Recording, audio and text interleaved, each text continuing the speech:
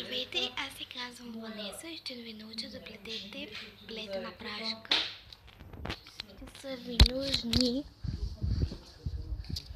една кука, две закопчалки и разбира се ластички. Аз не знам колко ще ви трябват. Добре, да започваме. Вземете вашата кука и един ластик и го увивайте около куката.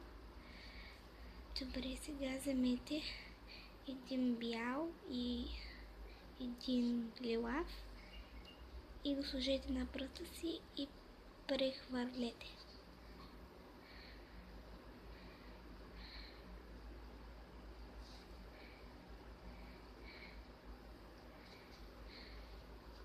И правите същото през цялото време.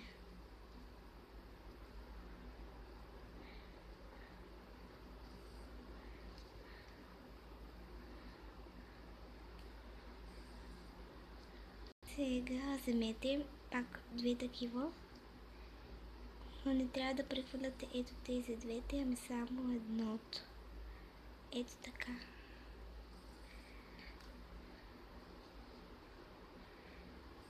Ето така спрях на пауза и прехвърлих и от двете страни и така трябва да продължите.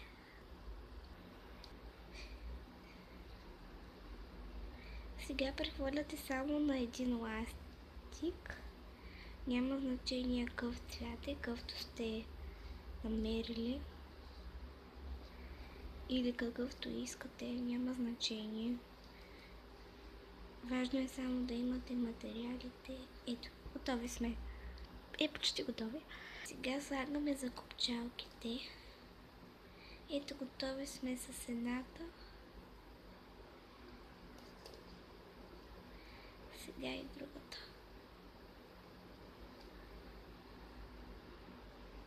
Сега вече сме готови.